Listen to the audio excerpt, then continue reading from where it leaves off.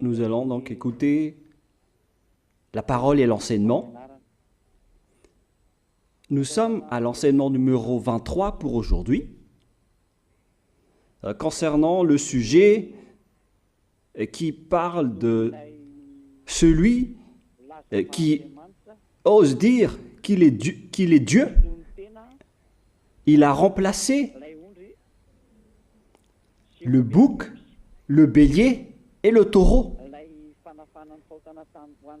qui étaient destinés pour l'expiation des péchés des enfants d'Israël, selon Lévitique 16. Dans Lévitique 16, nous voyons donc les béliers, les boucs et les taureaux pour l'expiation des péchés des enfants d'Israël, une fois chaque année. Et c'est ce schéma que nous allons vous enseigner en ce moment. En fait, j'ai déjà donné cet enseignement, mais je le rappelle aujourd'hui. Cette situation contredit directement la parole du Père Yahva, le Dieu d'Abraham, selon Deutéronome 4.2. Ne rajoutez rien et ne retranchez rien aux paroles. C'est dans Deutéronome 4.2 et aussi dans Deutéronome chapitre 13, à partir du verset 1, ou Deutéronome 12, 32. Nous allons donc lire maintenant Deutéronome 12, 32, car nous avons déjà vu autrefois le Deutéronome 4.2. Donc dans Deutéronome 12, 32, vous observerez et vous mettrez en pratique toutes les choses que je vous ordonne. Vous n'y ajouterez rien et vous n'en retrancherez rien. Voilà donc dans le Deutéronome 12, 32. Et dans Deutéronome 4.2, je vais répéter, Deutéronome 4.2, vous n'ajouterez rien à ce que je vous prescris et vous n'en retrancherez rien, mais vous observerez les commandements de Yahva, votre Dieu, tels que je vous les prescris. Cette parole précise bien alors que il ne faut pas rajouter ni retrancher les paroles que je vous ai données. De quelles paroles parle-t-on? Nous allons lire Lévitique chapitre 16 pour voir quelles sont les lois d'expiation des péchés pour les enfants d'Israël. Les voilà. C'est dans Lévitique chapitre 16, verset 3 d'abord, pour commencer. Voilà donc ce qu'on ne doit pas changer, alors que nous avons tous su, nous avons tous vu qu'ils les ont remplacés par Jésus ou Jesus. Ce n'est pas une diffamation, nous le voyons tous. Alors que chacun réfléchisse. Lévitique chapitre 16, verset 3. Voici de quelle manière Aaron entrera dans le sanctuaire. Il prendra un jeune taureau pour le sacrifice d'expiation et un bélier pour l'holocauste. Voilà, nous le voyons tous clairement, cette parole. Il existe donc le fait d'apporter un jeune taureau pour le sacrifice d'expiation, ainsi qu'un bélier pour l'holocauste. Verset 5. Il recevra de l'assemblée des enfants d'Israël 2 boucs pour le sacrifice d'expiation et un bélier pour l'holocauste. C'est-à-dire, en même temps, il y a un sacrifice de taureau, de bélier et de bouc. Lévitique chapitre 16, toujours, mais dans le verset 34. Ce sera pour vous une loi perpétuelle. Voilà. Il se fera une fois chaque année l'expiation pour les enfants d'Israël à cause de leurs péchés. Nous sommes déjà au verset 34 pour information. Verset 34. Voilà. Ce sera pour vous une loi perpétuelle. Quelle est cette loi perpétuelle? C'est le fait de sacrifier les béliers, les boucs et les taureaux qui vont être tués pour sacrifice, pour l'expiation des péchés des enfants d'Israël. Selon le verset 34, ce sera pour vous une loi perpétuelle. Il se fera une fois chaque année l'expiation pour les enfants d'Israël à cause de leurs péchés. Il y a une partie de votre texte qui est cachée en bas. À cause de leurs péchés. Voilà. Ici, donc, c'est bien clair que l'expiation du péché qui se fait une fois chaque année pour les enfants d'Israël, qu'on ne peut ni ajouter ni retrancher, ce sont les sacrifices des béliers, de taureaux et de boucs. On ne peut pas changer cela. On ne peut pas les remplacer en Jésus ou en Jesus. C'est une loi perpétuelle. Donc, si vous observez les 10 commandements, vous devez apporter des sacrifices de taureaux, de béliers et de boucs si vous voulez être expié de vos péchés. Voilà le schéma.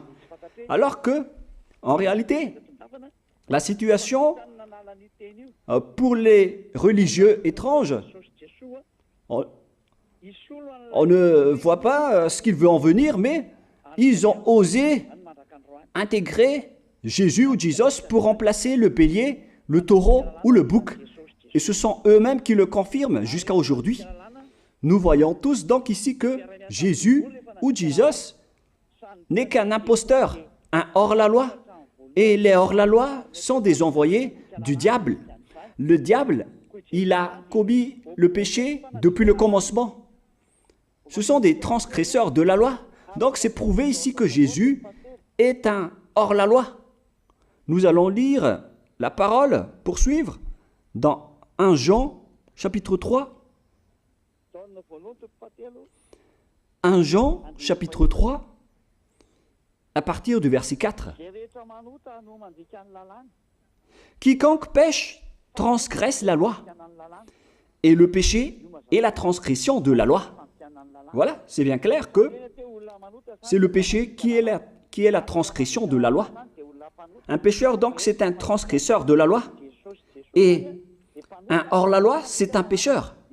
C'est clair alors que Jésus ou Jesus, c'est un hors-la-loi, c'est un transgresseur de la loi. Nous avons tous vu ensemble qu'il a pris la place du bélier et il a siégé, il s'est installé dans ce système. C'est pourquoi toutes les églises observent les 10 commandements et ils servent Jésus ou Jesus.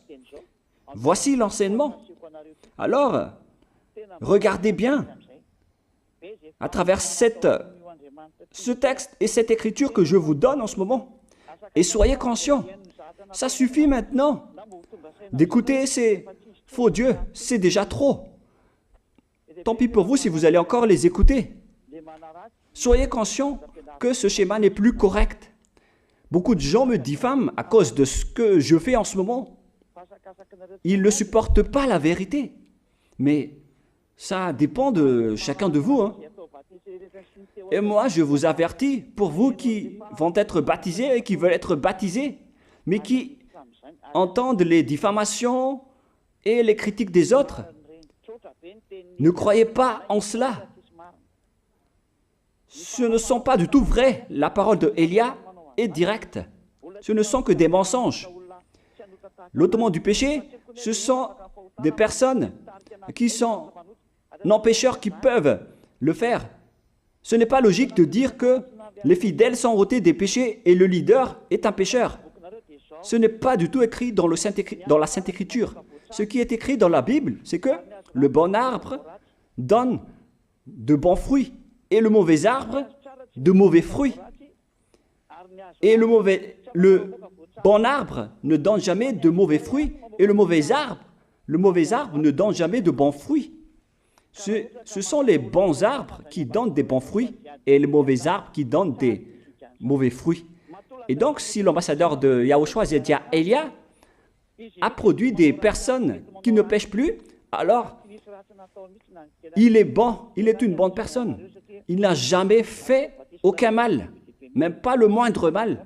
Voilà donc la leçon pour vous, car dans le cadre de ce baptême qui va arriver, il y a beaucoup de diffamation et de critiques. Donc je vous conseille de ne pas écouter cela, car ce n'est pas du tout la vérité. Ils font ça juste pour diffamer et blâmer la bonté de Yahushua, alors ne les suivez pas. Donc là, on voit bien que ce n'est pas de la diffamation. Nous avons tous vu ensemble. Je vous ai donné la parole. On a tous écouté et vu ensemble. On a jugé ensemble. Est-ce que ce Jésus ou Jésus a fait la vérité? Est-ce qu'il a dit la vérité ou pas? Si nous avons vu le livre de Moshe venant du Dieu d'Abraham qui a dit « Ne rajoutez pas et ne retranchez pas à ma parole ». Nous avons vu alors que ils ont remplacé par ce Jésus ou Jésus les sacrifices d'expiation du péché en disant après que c'est ce dernier qui ôte les péchés. Ce n'est pas du tout vrai. Celui qui peut ôter les péchés selon les 10 commandements, c'est le bélier ou bien le taureau, ainsi que le bouc. Ce sont ces bêtes qui peuvent ôter les péchés. Quelle est alors la raison pour laquelle les religieux sont entrés dans ce mauvais schéma? Car c'est vraiment un schéma qui transgresse la loi. Car ils ont contré bêtement le livre du Lévitique chapitre 16. Ils l'ont contré bêtement, directement. Et après, ils ont remplacé par leur faux Dieu. Un faux Dieu car c'est directement un hors-la-loi. Il a contredit le Dieu d'Abraham. Nous voyons la preuve ici qu'il a contredit vraiment le Dieu d'Abraham, qu'on appelle par le nom de Yahava et Yahushua son fils. Car ce Dieu d'Abraham, il a bien dit qu'il ne faut ni ajouter ni retrancher à ses paroles. Il faut les observer car ce sont les commandements de Yahva, ton Dieu. Et ces lois qu'on ne doit pas rajouter ni retrancher veut dire qu'il ne faut pas toucher au Lévitique chapitre 16, car c'est ce livre qui ôte les péchés. Alors que nous voyons tous que personne ne le pratique plus. Si les 10 commandements, si les prêtres et les pasteurs pratiquent bien les 10 commandements, alors ils doivent faire le sacrifice de bélier et de taureau et de bouc pour l'expiation de leurs péchés. Alors que nous voyons tous que personne ne le fait plus. Alors qu'en même temps, ils observent les 10 commandements. C'est donc de la transgression de la loi. Et en plus, ils ont enlevé le Lévitique 16 en le remplaçant par Jésus ou Jésus. C'est-à-dire qu'ils ont contredit la parole du vrai Dieu, le Dieu d'Abraham. Et est-ce que vous allez encore oser contredire cette vérité? Est-ce que vous allez encore dire que vous êtes dans la vérité, que vous êtes dans la justice? Mais qu'est-ce que vous cherchez? Vous cherchez à prier et à servir le Dieu d'Abraham. Si vous voulez servir le Dieu d'Abraham, vous n'allez pas enlever le Lévitique 16, vous allez restaurer le Lévitique 16. Mais est-ce que vous allez encore oser le faire? Est-ce que vous pouvez encore le faire? La réponse, non. Vous ne pouvez plus le faire. Alors que il s'agit de l'expiation de vos péchés. Et dans ce cas-là, c'est obligatoire de le faire. J'ai expliqué l'essentiel jusque-là, et après je vais vous donner la raison pour laquelle ils ont fait cette grande folie en intégrant dans le Lévitique 16, à la place du Lévitique 16, leur faux Dieu. C'est vraiment de la transgression de la loi. Vous n'avez pas servi le Dieu d'Abraham. Il n'aurait pas dû faire ça jusqu'à la fin, car il a dit qu'il ne faut pas ajouter ni retrancher à ses paroles, alors que vous avez osé le contredire et les changer. Nous allons donc voir maintenant dans Psaume chapitre 40, quelle est la raison pour laquelle les prêtres et les religieux ont arrêté le Lévitique 16 en le remplaçant par Jésus ou Jesus pour remplacer les boucs, le bélier et les taureaux. Et je vais vous expliquer la raison. Et eux, ils ne peuvent pas le nier car ils l'ont fait. Et si, par exemple, ils ne connaissent pas, alors il ne faut plus faire du n'importe quoi. Il faut que vous soyez enseigné par Élia, si vous voulez encore sauver votre esprit. Mais si vous ne voulez pas, alors tant pis pour vous et assumez les conséquences. Psaume chapitre 40, versets 6 à 8. Psaume 40, versets 6 à 8. Voilà donc le dégât qu'ils ont subi. Tu ne désires ni sacrifice ni offrande. Tu m'as ouvert les oreilles. Là, ils ont bien entendu et écouté que Dieu ne désire plus leur sacrifice et tout ce qui concerne ce sujet. Tu ne demandes ni holocauste, ni victime expiatoire. Ici donc, on est arrivé au stade où on n'a plus besoin des sacrifices. D'après ce schéma, alors, le Lévitique 16 a été supprimé. Et logiquement, puisque c'est une alliance qui a été détruite, alors on ne peut plus y entrer, car on ne peut pas ajouter ni retrancher aux paroles. Et donc, si on ne peut pas y entrer d'après la parole qui dit qu'on ne peut pas rajouter ni retrancher, si le Dieu d'Abraham a interdit le sacerdoce, alors logiquement, vous ne devez plus y entrer. Sinon, vous allez vous autoproclamer en tant que pécheur à jamais, alors que les pécheurs et les malfaiteurs n'iront jamais au ciel des cieux. C'est clair alors que c'est devenu un sens interdit, les 10 commandements et les lois de Moïse, d'après ce schéma, car c'est la relation avec le Père Yahva qui a été détruite, qui a été supprimée, car il n'y a plus d'expiation de péché pour vous. Alors vous êtes fous si vous allez encore entrer dans ce schéma.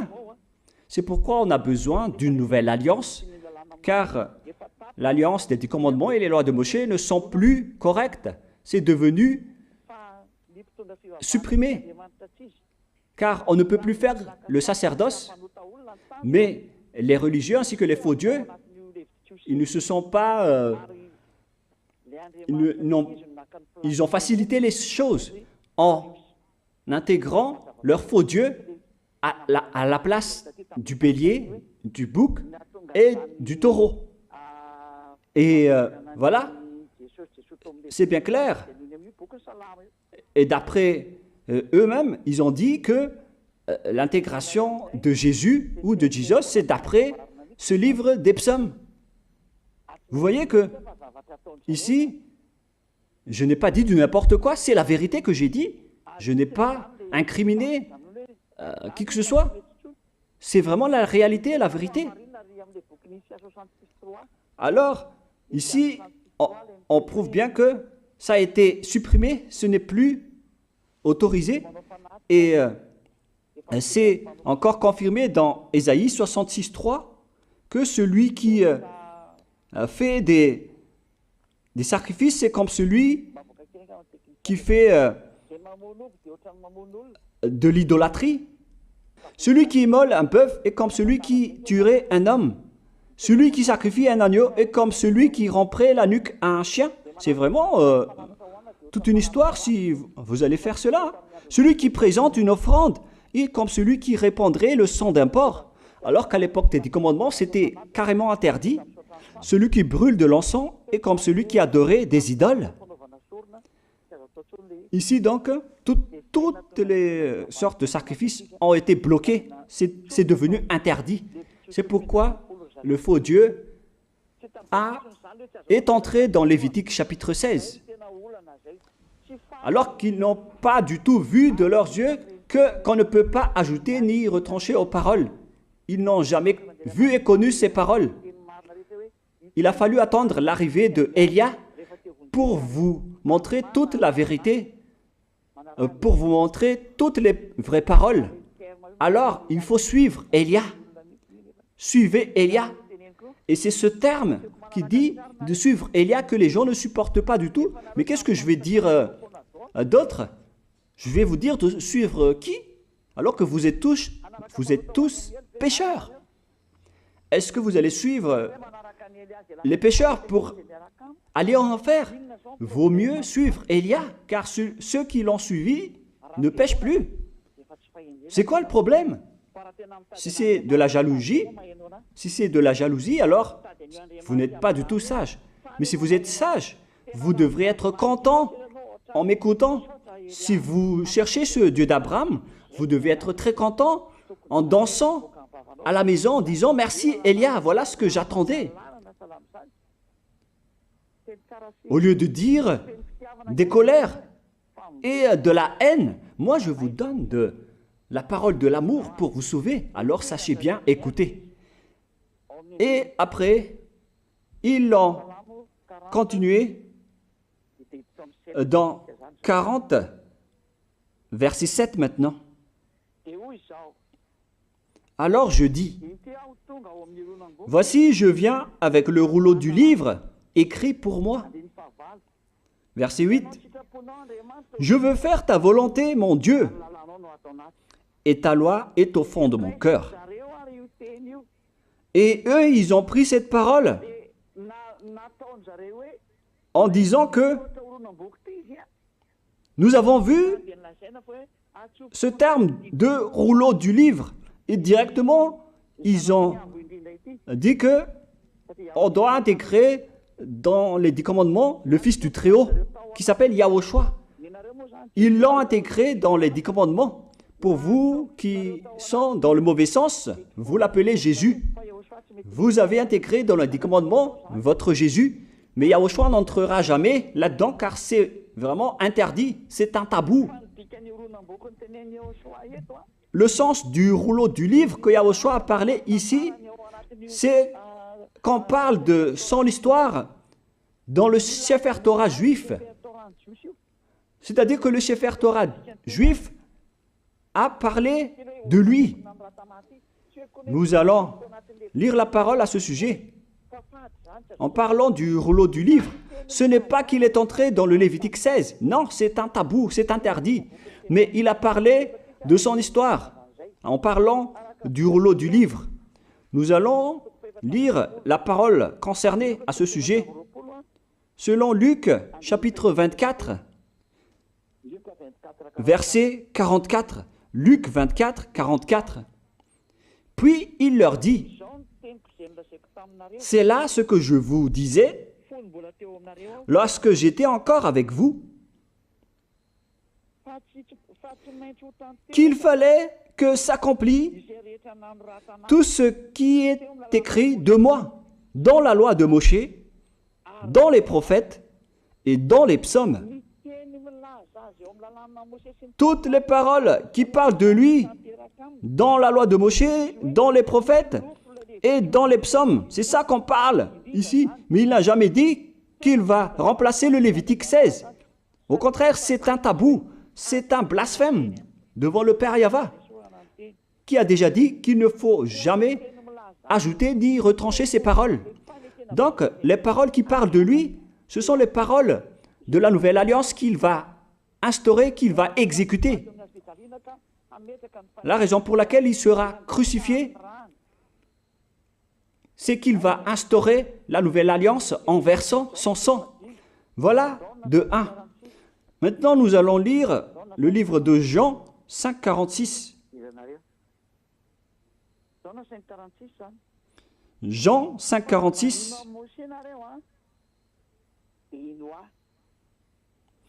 Alors, car si vous croyez en Moshe, vous me croiriez aussi, parce qu'il a écrit de moi. Il a écrit à propos de Yahushua.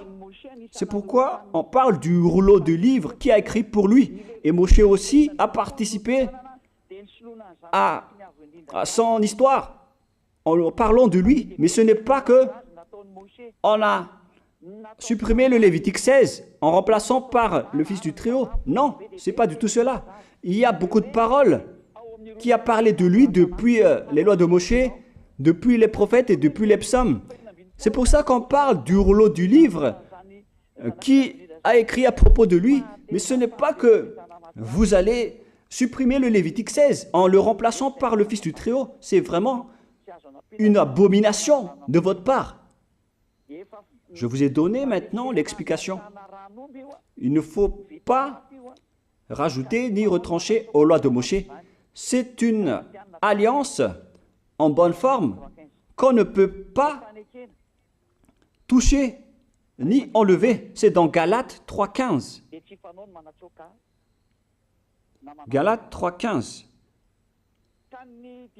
Une disposition en bonne forme ne doit pas être changée ou transformée. Les lois de Moshe, c'est une alliance en bonne forme qu'on a versé le sang de Zébu en plus. Donc on ne peut ni retrancher ni rajouter. Le pire alors, c'est que vous qui êtes les fidèles de Jésus, vous l'avez intégré dans les lois de Moshe en remplaçant le Lévitique 16. On parle de votre Jésus ou Jesus. Je vous pose la question, est-ce que vous oserez dire que vous n'êtes pas pécheur à ce sujet? Car c'est vraiment de la transgression de la loi de la part de votre faux Dieu. Donc s'il est pécheur, alors logiquement vous êtes aussi pécheur. Et vous-même, vous avez dit que vous êtes pécheur. Voilà ce que vous avez fait. Et vous n'allez jamais être épargné. C'est pourquoi je vous appelle tous maintenant. Soyez baptisés et sauvez votre chemin, c'est-à-dire votre esprit. Sauvez votre esprit car il ira en enfer si vous ne le sauvez pas. Pour vous qui serez baptisés bientôt, l'explication est claire. Alors prenez une décision maintenant. N'écoutez jamais les diffamations qui sont faites par les diables. Ce sont eux qui vous empêchent d'aller vers la vérité. Ne soyez plus des poubelles dans votre conscience. N'acceptez plus cela. Il faut écouter l'envoyé du ciel des cieux, c'est-à-dire moi. Voilà l'explication. Vous avez fait du n'importe quoi avec votre faux Dieu. C'est votre faux Dieu qui a péché au commencement. Et logiquement, donc, vous avez tous aussi transgressé la loi avec lui. Et maintenant, vous êtes tous dans le péché. Et vous vous abritez dans la parole qui dit Dieu n'est pas venu pour appeler les justes, mais les pécheurs, pour se repentir. Le problème, c'est que c'est votre Dieu qui est vraiment un pécheur. Voilà le schéma qui prouve qu'il est pécheur. Donc, je vous souhaite à tous d'être bénis par Yahushua. Prions ensemble. Merci infiniment, Père Yahva, pour cette parole. Une parole qui conscientise les gens pour se retourner vers toi et pour faire rester fermes tous les enfants du Très-Haut, les personnes que tu as déjà choisies, pour qu'ils restent bien fermes dans le service, et pour ceux qui sont encore à l'extérieur, qu'ils courent vers Elia, car Elia et toi, Yahushua, vous êtes uniques. Merci infiniment, Père Yahva. Merci infiniment, Yahushua. Sauve les gens pour qu'ils soient intégrés au ciel des cieux, pour que les gens écoutent la parole, Père Yahva, Yahushua, toutes les paroles que j'ai montrées. Confirme toutes mes paroles, Yahushua et Père Yahva, pour la gloire de vos noms si saints. Merci pour ta bonté et pour ta grâce. Au nom de toi, Yahushua, je fais toutes ces prières. Alléluia, Amen. Donc, je vous souhaite à tous d'être bénis par Yahushua et à demain. Au revoir.